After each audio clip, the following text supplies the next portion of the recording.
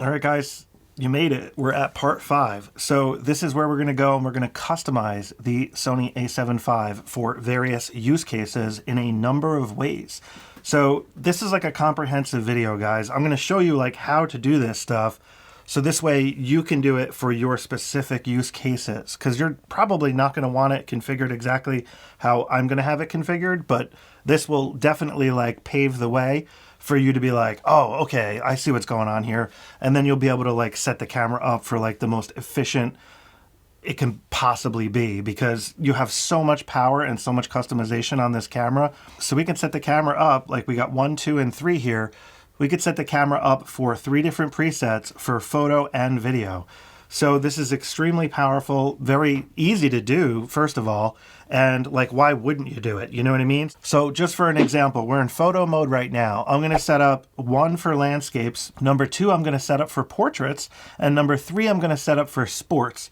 Now, sports is kind of hit or miss depending if I'm doing indoor sports versus outdoor sports, but a lot of the default settings that I use for sports will be the same. So I can just make some adjustments here and there if need be, but that's how you can do this. So you could literally be outside taking landscapes and then some kind of action somewhere shows up and you can just switch the knob like right to 3, for example, because that's how we have it set for sports. And now the camera is like set up for catching action, like just like that. You don't have to go and change a whole bunch of settings. They're already dialed in for you. So that's what these are for. And you can do the same thing for video. So in video mode, for example, I'm going to set 1 up for 24p S-Log. Number 2, I'll set up for 60p.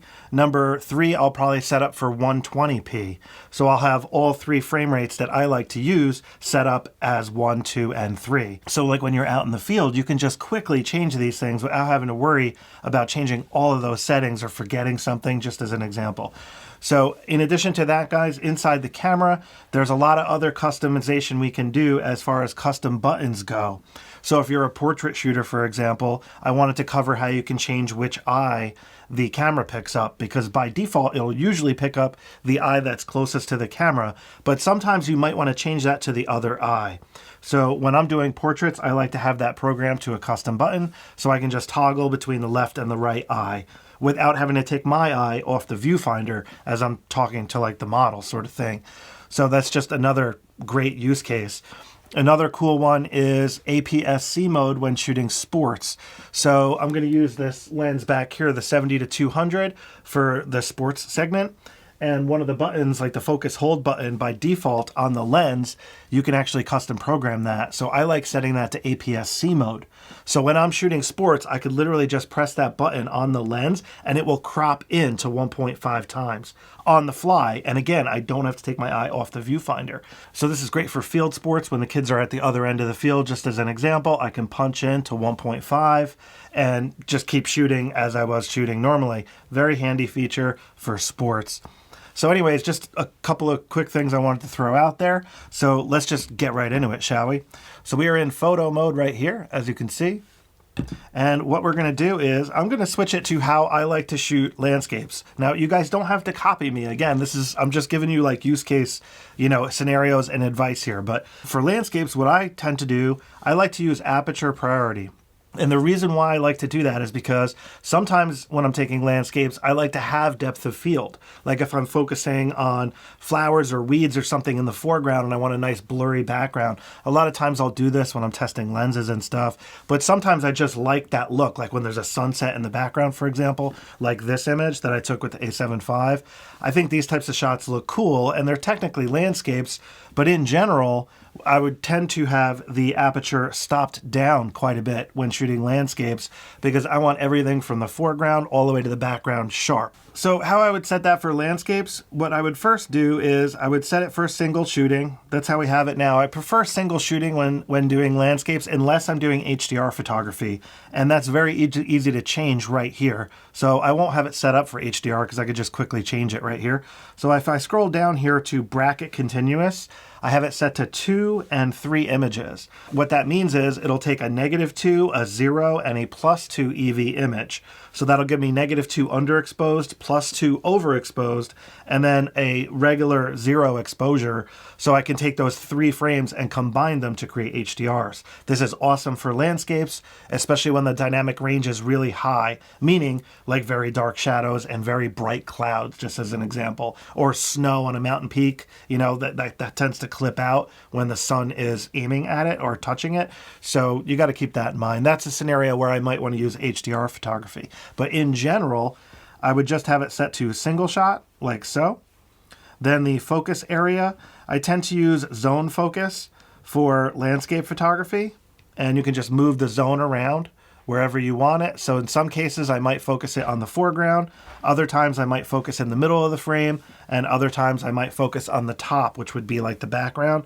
So that's how I tend to do it just by default. But you could always dial in the focus mode here to a smaller area if you prefer, like if you're trying to get like a specific like rock or whatever it is you're trying to shoot in the foreground. Another tip, guys, if you're shooting landscapes and you're focusing on something right in front of the camera in the foreground because you want that to be sharp, you're gonna have to probably take multiple frames to get that background sharp. So in that case, it's almost like a focus stack. I would take a photo of the foreground image, then I would take another photo without moving the camera on the background. So this way the foreground and the background have 2 separate exposures. We could then blend them together in Photoshop and get tack sharp foreground detail and tack sharp background detail without having to set the aperture to like f22, for example. Because once you get above like f8, f9, f11, diffraction tends to creep in, and that'll actually soften your images. So what I tend to do is I like to leave it more at like f8, at f11 sort of thing. And in those cases where I want right in front of the camera sharp, I will just take 2 separate frames with different focuses sort of thing. So I hope that makes sense. But it's kind of called focus stacking. And you can do this with macro photography as well. Let me just put that focus point back to zone. And white balance, I'm just going to leave that on auto. I tend to like to dial that in when I'm in the actual scene itself. But if I forget to change the white balance, I would rather have it in auto than have it set wrong, like for sun or something like that. So I just leave that on auto. Now, if we go down here to the creative modes, I was playing around with the film look the other day.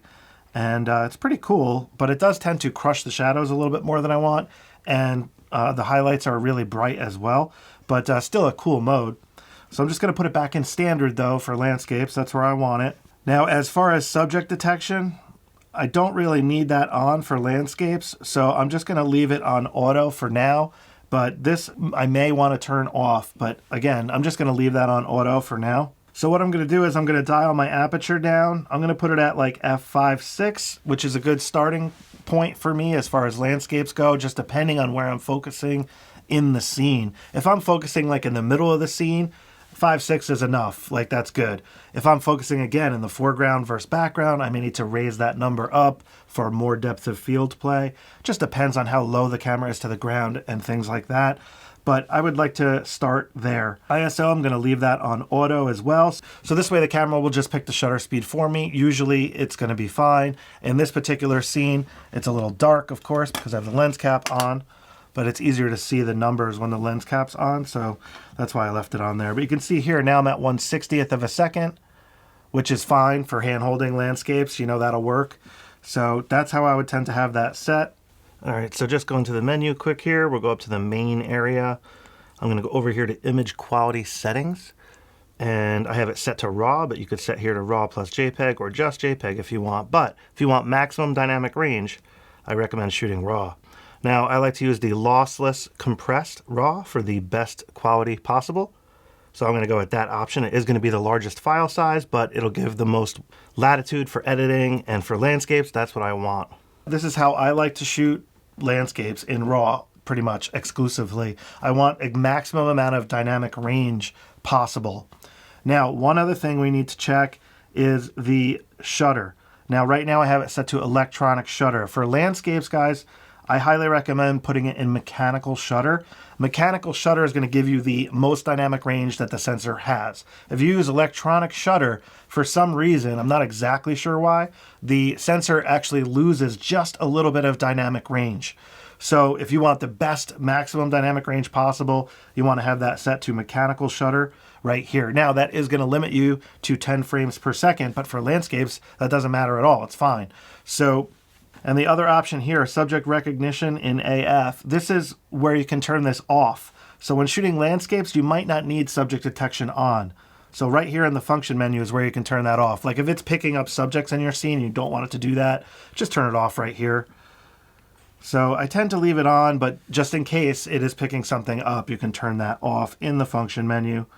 And then the last thing, if we hit the C3 button here, we can change the autofocus back. Now, if you prefer to use AF-C, you could leave it in AF-C. I like to use single shot for landscapes. Now, I might be in the minority here. I know this is like an older way to use the camera, arguably, because the tracking in the AF-C is so good. I could just touch anywhere on the screen and that's where it will focus. But I just like to slow down a little bit when I'm doing landscapes, and I like to focus, have it lock, so I know that the focus is locked on a specific spot, and then I like to take the photo. Now, again, you could argue that's a little more old school way of doing it, but that's how I like to do it when shooting landscapes. It forces me to slow down, and I kind of end up getting a better composition a lot of times. You know, it's just, I guess, user preference, guys. There's a million different ways to use the camera. I really like using it that way.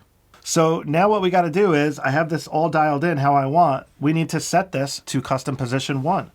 So if we go into the menu here, so right here, guys, under shooting mode, this is where we go and save this stuff. So camera set memory. If we go in here, you could see all the different settings we have set. We have mechanical shutter, picture profile off, auto white balance. Look, see all the settings are there. Single shooting.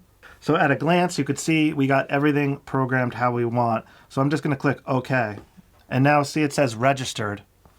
So now if I just throw the settings around, we can change that. We can change the shooting mode. We could change the focus mode. We could change this to AF-C. So I just changed like 4 things. Now watch. Let's just put this back in 1. And look at that. See how it says memory recall 1 right there on the top left? It just dialed in all the settings for us, and we are ready to go for landscape shooting. So that's how that works. All right, so that first one took a little while because I went into great detail explaining. So I'm going to speed up a little bit now. So we're going to set up one for portraits. So first thing I'm going to do is switch the lens out. All right, guys, A7V customization video. So I just want to show you this before I change the lens. If you go into setup option here on the bottom, go over to the right, setup option, then go over again to anti-dust function.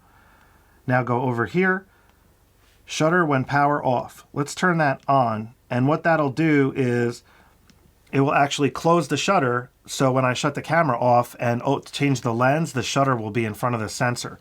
So watch this. Let me turn it off. All right, so now when I take this off, you'll see the shutter is closed to help protect that sensor a little bit from dust and stuff.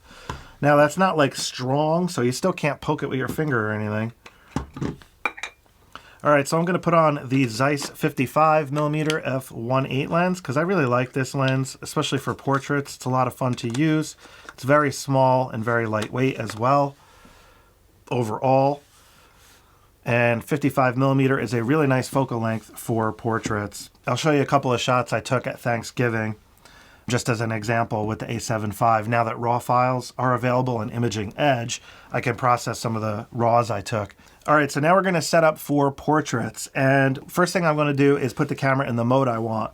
So for portraits, again, I like to use aperture priority mode. That is the mode I tend to use most on the camera, believe it or not. All right, so this is for more natural light portraits without using flash photography. So if I'm doing flash photography, which I'm going to save for another video, I would have the camera in manual mode for that, because when the flash fires, you have to anticipate that, and you have to, like, you know, set up the camera in a way where the flash is part of the equation. So I'm not doing that for this right now. This is just going to be natural light portraits like the ones I just showed you from Thanksgiving, for example. So aperture priority mode, I already have it set to f1.8. I'm going to change the subject detect to human over here. It's a little bit easier to do in the function menu. So I'm going to go to human, hard set it there. So now we're good as far as subject detect goes. Now, as far as rapid fire goes, I like to have this set to medium or low. Now, as far as focus area goes, I could pretty much leave this at wide because it's just going to grab the subject and focus on their eye. So I really don't have to worry about narrowing the focus so much. As long as it's just one subject, wide will be good, but I'm going to just put it down to zone just to narrow it that little bit in case there's somebody helping me just out of frame. So I will limit it to the zone area like so. Now, as far as the white balance goes, this 100% I'm going to want to hard set to my environment. If I'm using flash photography, I can actually set this to flash right here, white balance flash. But in general, like I said, I'm just going to leave it on auto and I'm going to hard set this at the time I do it because I'd rather have it on auto than the wrong one hard set.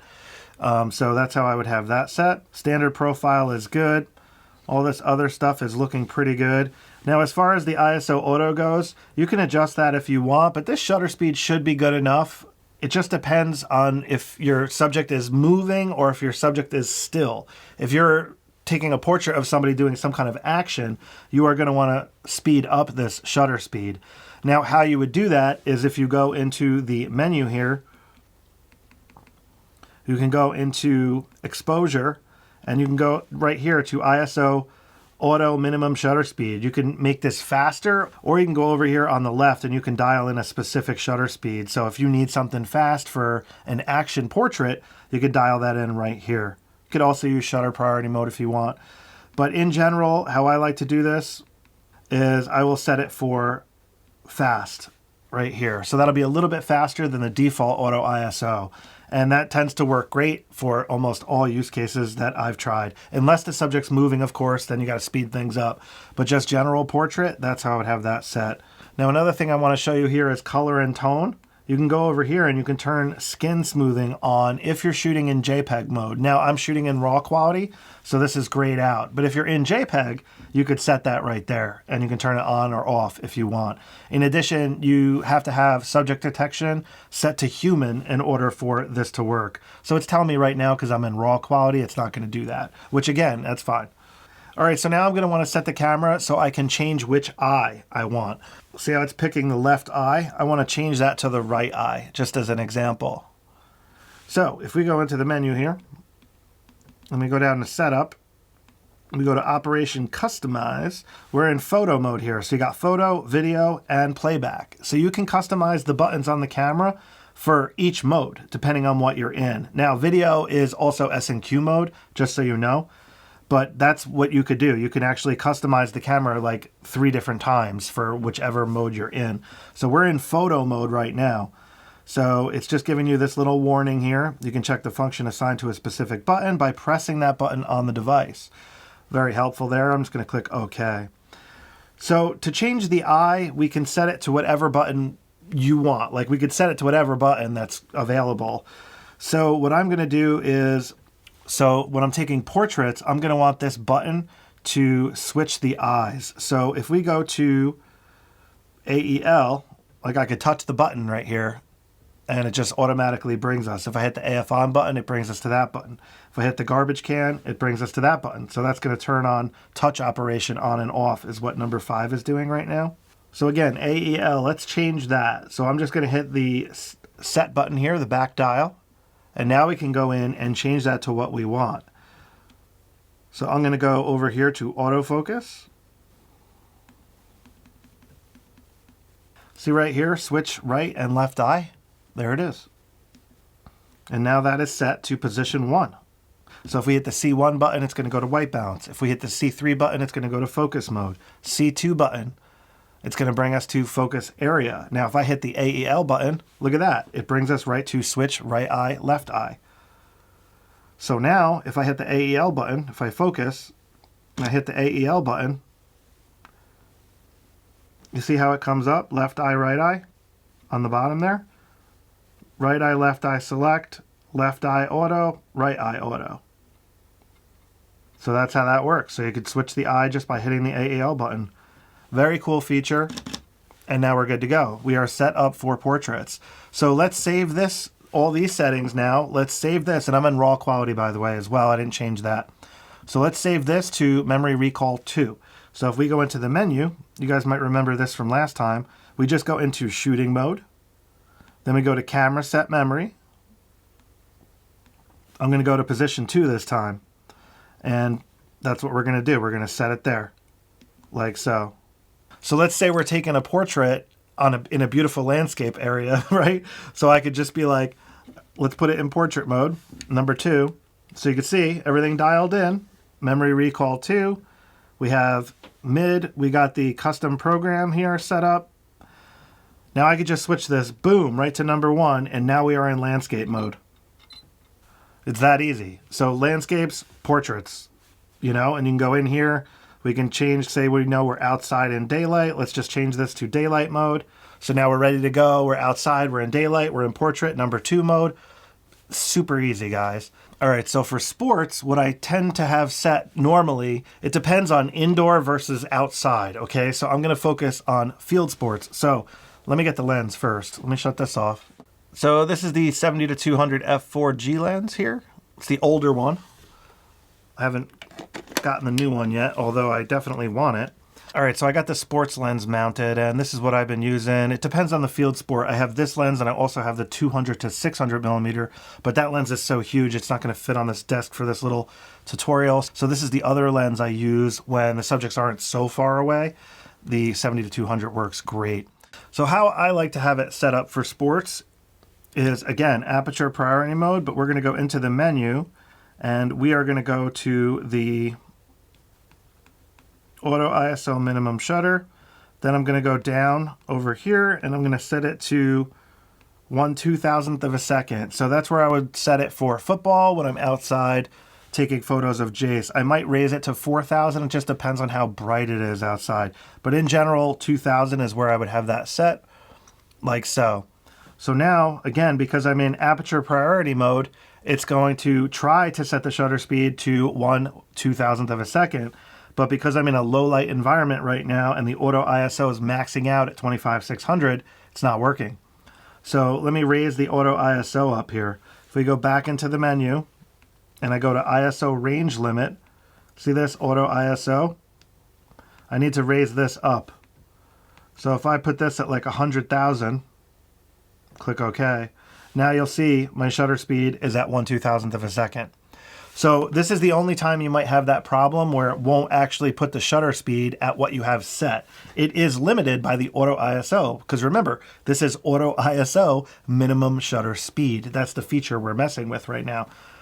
So when I'm outside, the ISO is not going to be that high. But for this scenario, because we're in a dark studio, I did have to raise that up just to let you know. So that's how I would have that set. Now, as far as the continuous shooting mode goes, I would have this set to either high or high plus. Now, if I'm using mechanical shutter, I would have it on high plus. That'll give me 10 frames per second. Now, if I'm using electronic shutter, you can go 20 frames per second, 15 frames per second, all the way up to 30 frames per second. So keep that in mind, depending on how we have that set. So what I'm going to do is I'm going to go into function here and I'm going to change the mechanical shutter to electronic shutter. Now, in general, like I said, guys, if I do not need more than 10 frames per second, I'm going to leave it in mechanical shutter because I want the maximum dynamic range. When we put it in electronic shutter, we're losing a little bit of dynamic range, but what we're gaining is the incredible frames per second advantage. So that's more important a lot of times for sports. So I'm going to put it in electronic shutter just so I can show you guys that. So now we have this set to 30 frames per second in electronic. So I'm going to slow that down to mid. So mid is 15 frames per second. That's fine for now. So what we're going to do is we're going to set a button to speed boost for that use case. So when it comes to focus area, what I would like to use is tracking. So I would like tracking medium, probably somewhere around large or medium size. So I'll leave it to large. And now it's just going to start tracking when it sees a subject, when it sees a human, because we have it set to human.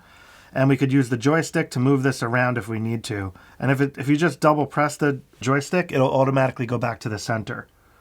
So now we are tracking. Now I want to have it set to AFC mode. It's set to AFC. We're good there. So it's just going to start tracking whether I press the shutter or the AF on button. And that's how I like it for sports. So now if we go into the menu, and again, we're starting with auto white balance. So if I go into the menu here and we go to Operation Customize, we're in photo here. Let's click OK. So we already programmed the AAL button to right, left, eye. So that one is already taken. All right, so what I'm going to use for this feature is C1. So C1 is white balance. I don't really need that customized to a button like this, white balance, because it's in the function menu. It's easy to find already. So I'm going to use C1 for speed boost, and that will make us go from 15 frames per second all the way to 30, which is awesome. So let's go in there just by hitting the set button on the back of the camera. Now we can change this. So I'm going to go up here into shoot.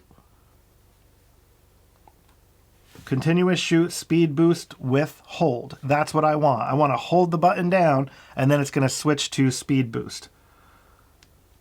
And now we can set it to what we want, right? So I'm going to set it to 30 for that. So now that's 15 frames per second, right?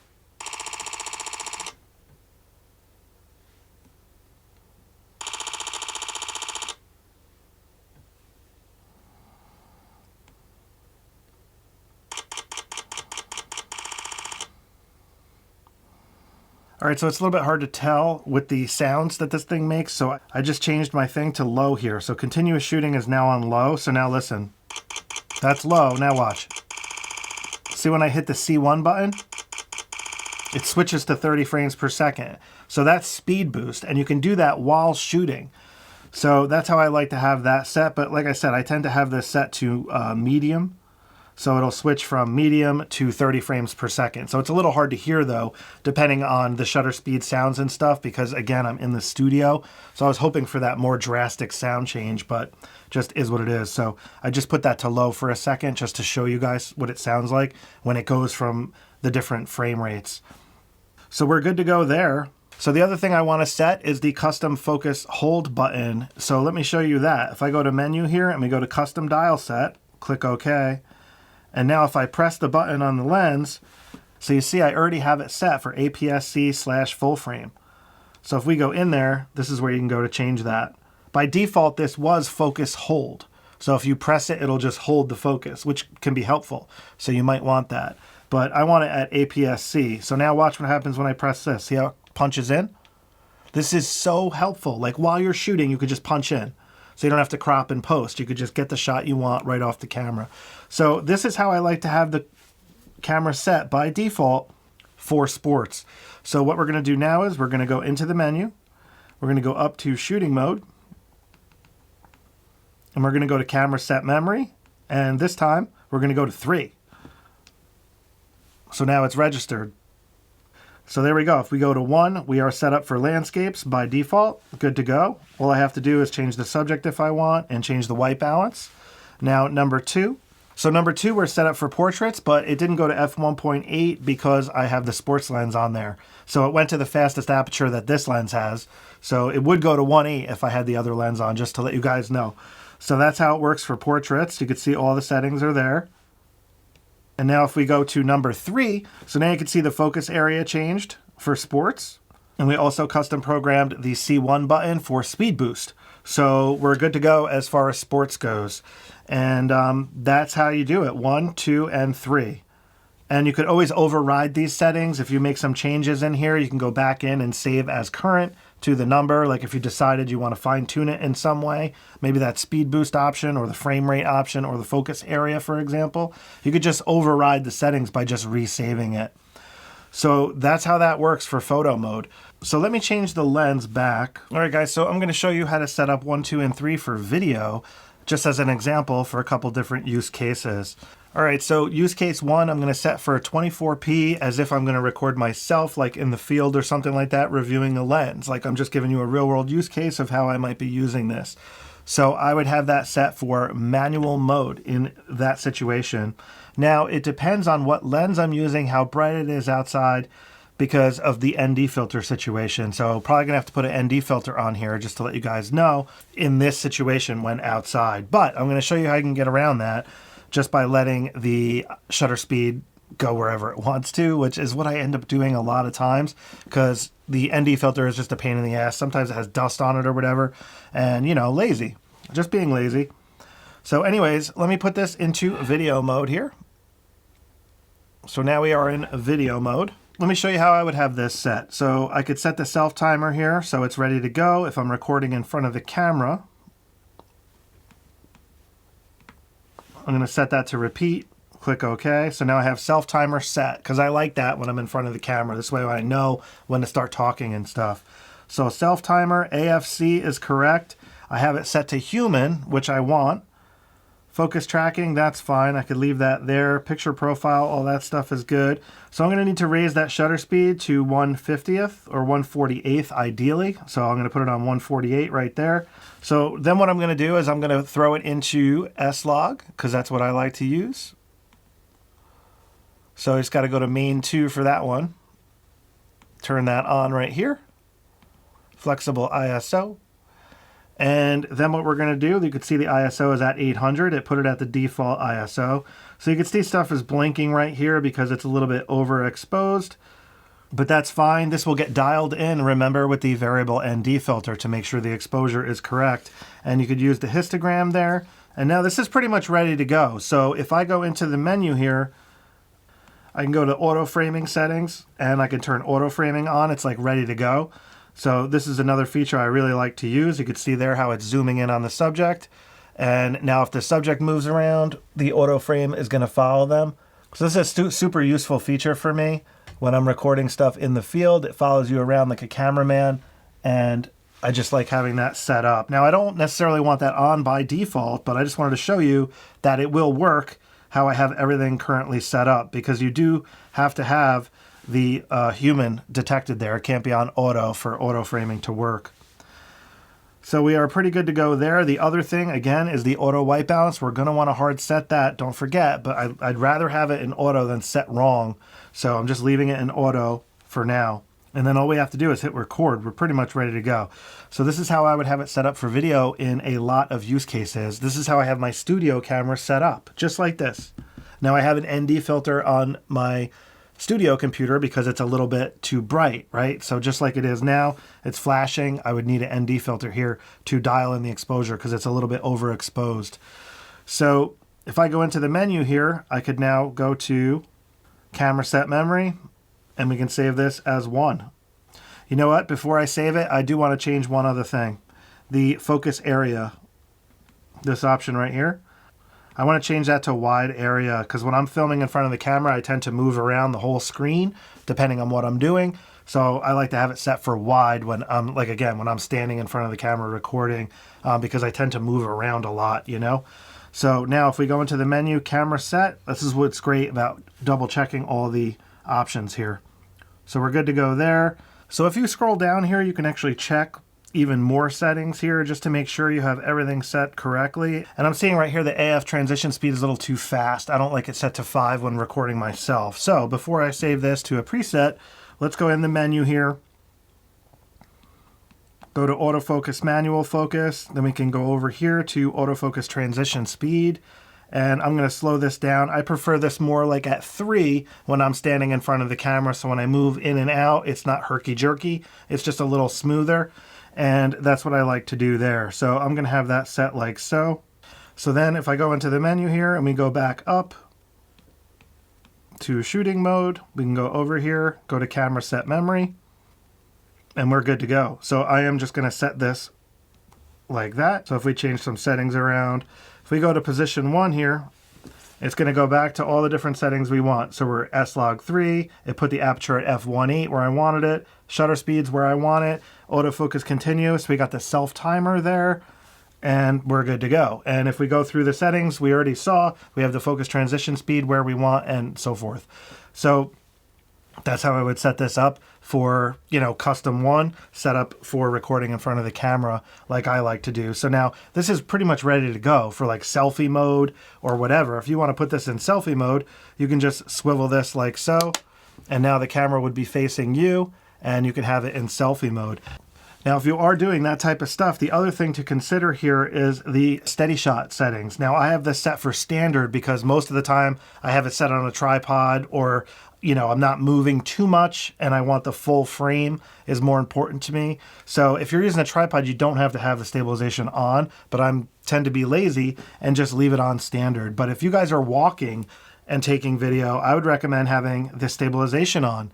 Now, depending on if you're walking hand holding, if you're running, you might want this set to dynamic active or active, but it does crop in just to let you guys know. So that is one other thing you may want to have set depending on what you're doing. So I just want to make you aware of that. Now let's set up custom 2 for 60p. So what I'm going to do now is I'm going to put this back to manual mode. And guys, notice how I have the ISO here set to auto. I probably should have hard set that. So remember how I said if you need to change a setting, you can just resave it. So I'm just going to go in here and I'm going to hard set this to ISO 800. Like so.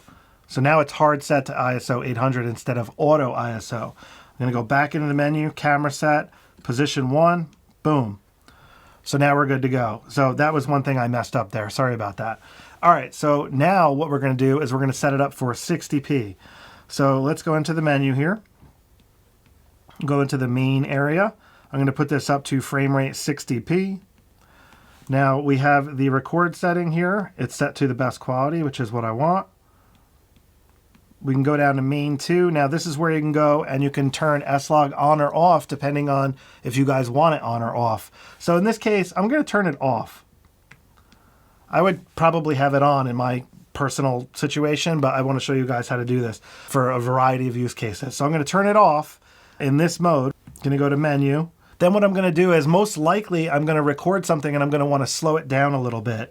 So I am just going to set the stabilization to active just to give myself a little bit more handheld stabilization. Now the other setting we need to change here is this 4K angle of view priority. You got to make sure to have that on if you want to use the full frame. Otherwise it crops in if you don't have this turned on.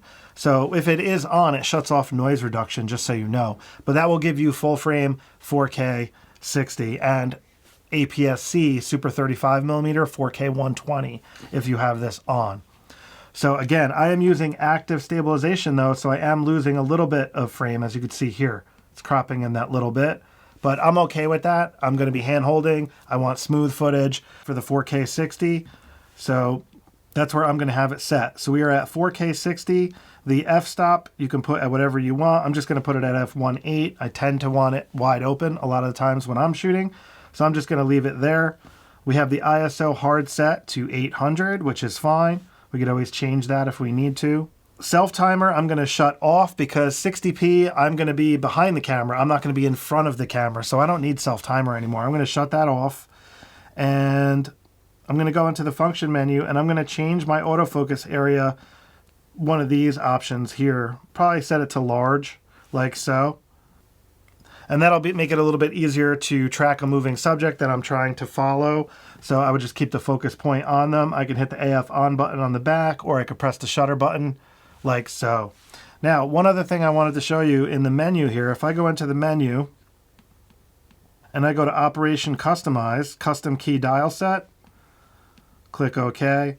I'm going to go to the AF on button. Now, I'm going to change a feature here on these new cameras that is just awesome. So let's go in there. And let's change the AF on to tracking on plus AF on. So now when recording video, all I have to do is hit the AF on button and it is going to track the subject. So if I hit record and I hit the AF on button, it's going to track the subject for me. Super easy.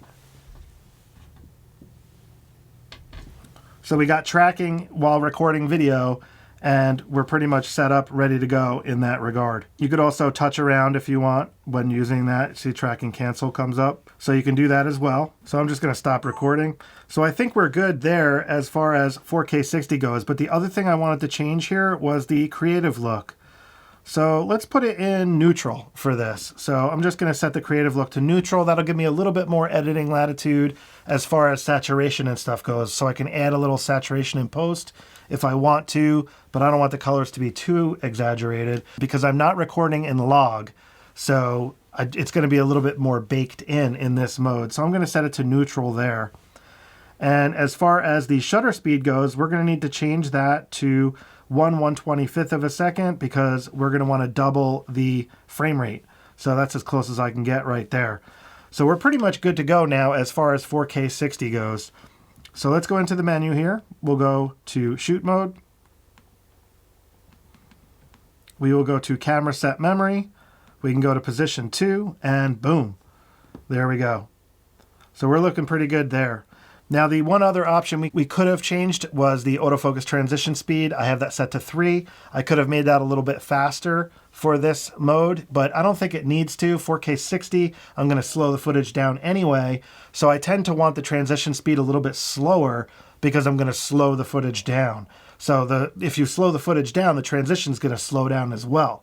So it just is what it is. So again, I might want to raise that up after doing some testing if the transition speed is too slow. So it's just another food for thought there to keep in mind as far as the autofocus transition speed based on what frame rate you're shooting at. So the next thing I want to set up is 4K 120, but I want to make it like a run and gun mode.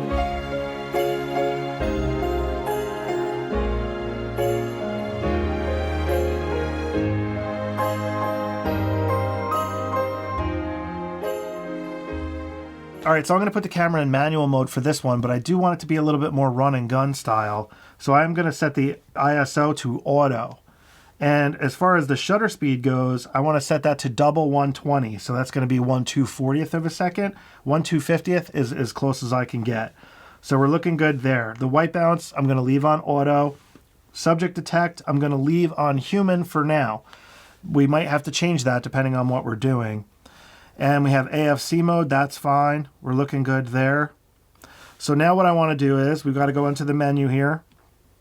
We're going to go up to the main area, and we're going to change this to 120. So now we are in 4K 120, and you can see here the bitrate is at the good quality, the best quality, 10-bit. Now if you want even better quality, you can go to SI 4K, and that'll give you a much larger file size. But S and HS are pretty good to go. HS, I already mentioned in the video section, is a little bit more compressed than regular S, so the computer has to work a little bit more. So S is a good way to go though. So we're pretty good there. Now the other thing we need to make sure we have set correctly is the 4K angle of view priority. It is set to on. So then the other option I want is the transition speed. So this I want to speed up.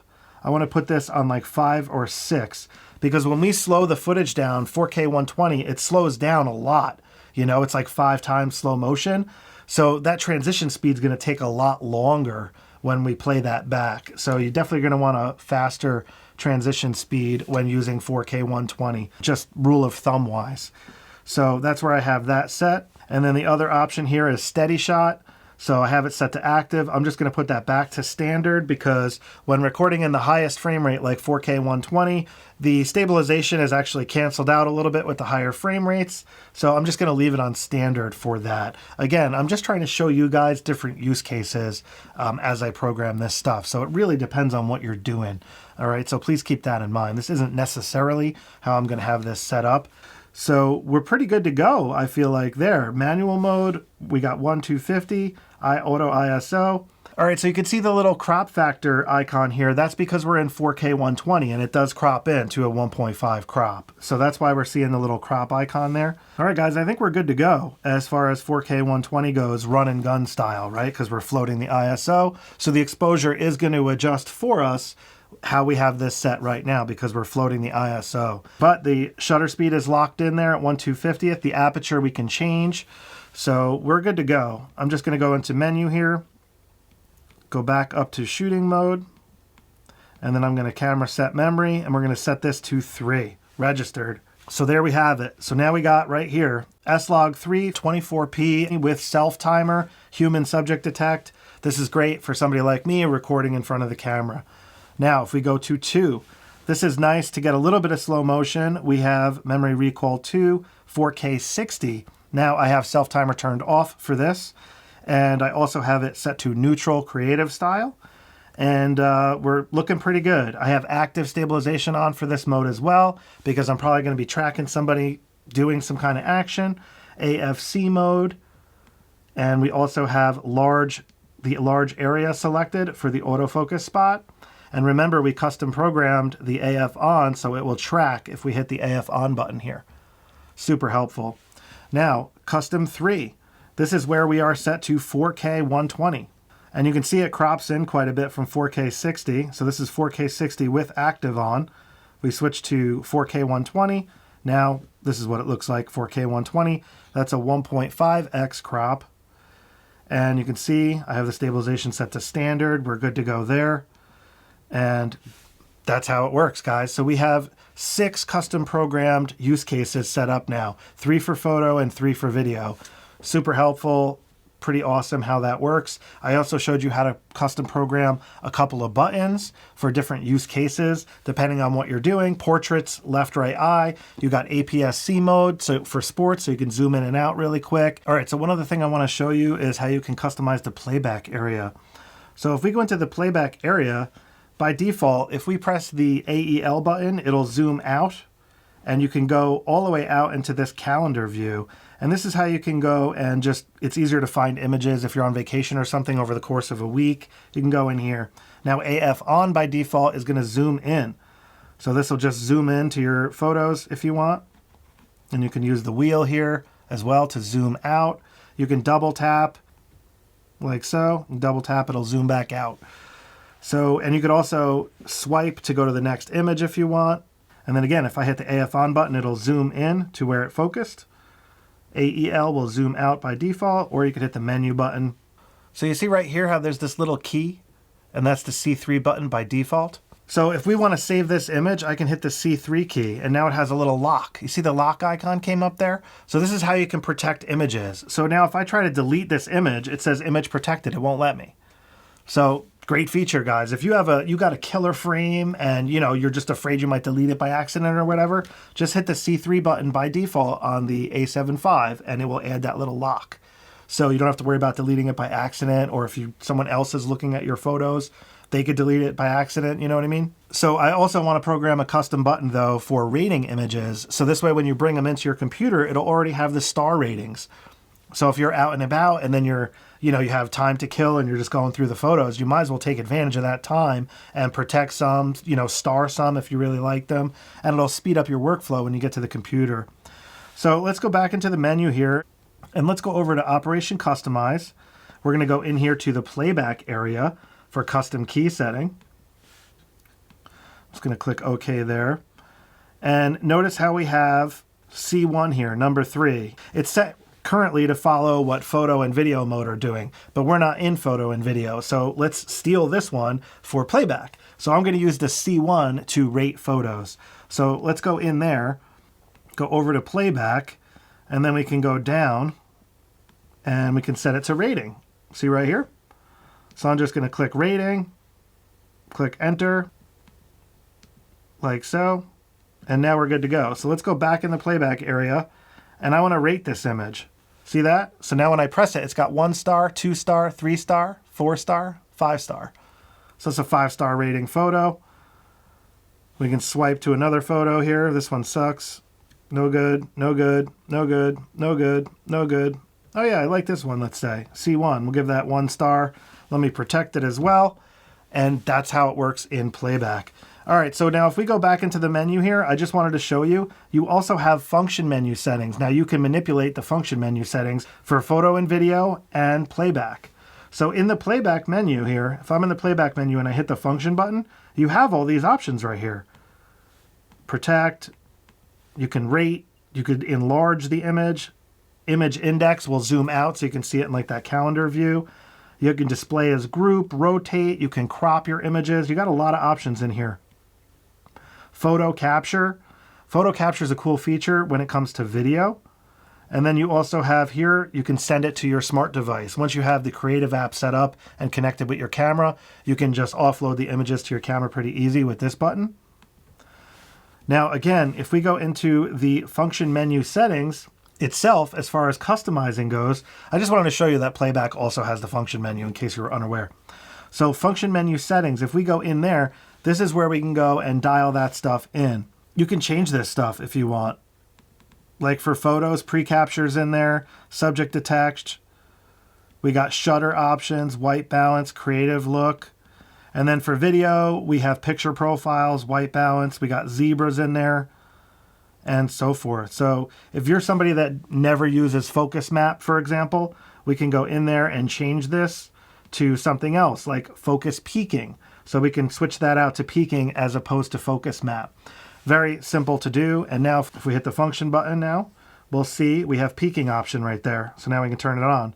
and now peaking will be displayed. So that's how easy it is to custom program the function menu. You also have display screen options here, monitor. This is where you can go and customize that. So I have it set right now for both histogram and leveler, but you can do just one or the other if you want. And then monitor off is also an option. So when you're cycling through the different display settings, like if I keep hitting the display button, it's going to cycle through the different settings. One of them can be monitor off if you want. And you have one for photo and video as well. Now another option here I want to show you guys for customizing the camera is different set for still versus movie. Also below that, you can set the shutter button to record if you want. I prefer to have it set for focus though, but you can set it for record. The record button is right here, so not a big deal. But in here, this will allow you to set different options for photo and video. So as it stands now, for example, guys, if I have the camera set, all right, so if I change the aperture to f1.8 and then I switch it to photo mode, the aperture is going to be at 1.8, right?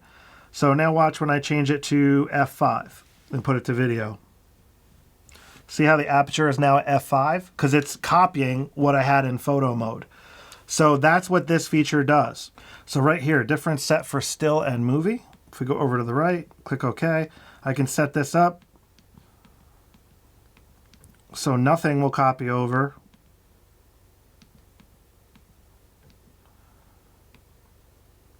Or you can have select items. It depends on what you want to do, but I like it like this. So now, if I have this set for f5 in video, now I just set it to f1.8, right? So now if I move to photo mode, it's at f5, right? It's going to keep the setting that a photo originally had. So this is a great feature for separating photos and videos. Now I did mention this in a previous video here, but I just wanted to explain it quickly here. The grid line display, I have it set to on, and you can see that grid I have for the rule of thirds. So I have that set on. I just wanted to make you guys aware in this video in case you didn't know. Now, the last thing I wanted to show you in this customized video is the My Menu area. So that's all the way up top here, and you can go in here and you can add items to the My Menu area. So you can go to the right and you can add stuff if you want. Now, another option is, however, if you just are in the menu and you find a setting that you want. So if I want more information in the menu about something, you can hit the garbage can on the back, but notice how it says add to my menu. So I'm just going to add this to my menu, and then it's asking me to pick a location, added. So now that pre-capture option is now in my menu area. If I go over here to my menu, see where it says pre-capture settings? So I really like that one. That's a feature that I would recommend putting in there if you plan on using pre-capture. So another option I wanted to add was the auto ISO minimum shutter speed. So I'll hit the garbage can again, add to my menu. That's good. So that's in there. Now I'm going to switch it to video mode here because I want to add AF transition speed. So I want to add that. I'm going to hit the garbage can, add to my menu. Good to go there. Another feature I want in there is monitor brightness. So I'm going to go to Finder Monitor, Brightness, and I'm going to hit the garbage can again, add that to my menu. Yes. Good to go there. So if you guys are exporting to an HDMI, you can go here to turn that off, like the information. So if you want to clean HDMI out, you can turn this stuff off. And this way it won't display like the camera settings and stuff. So that's where that option is there.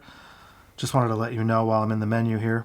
So again, now if we go back to the My Menu area and we go over, these are the options that we have in there right now. And you can see the ISO auto minimum shutter speed is grayed out because I'm in video mode. If I go into photography mode, now it's not grayed out. So that's how you can go in there and change that. So I'm just going to actually put this back to fast for now instead of 1/2000th of a second. And there we are. That about wraps up customizing the Sony A7V. All right, guys, thanks again for watching my beginner's guide tutorial series for the Sony A7V. I'm not sure if I'm going to make another video or not yet, but please let me know in the comment section below if you want to see another tutorial on a specific, topic, use case, etc. And I'll consider making another one. I have my own Sony A7V coming soon, This is actually a loaner unit from Sony that I have to send back tomorrow. So I'm wrapping up for now as far as the tutorial series goes. But don't worry, I'm getting my own camera soon and I can make more videos. So I hope you enjoy your new awesome camera, and I will catch up with you next time. All right, take care.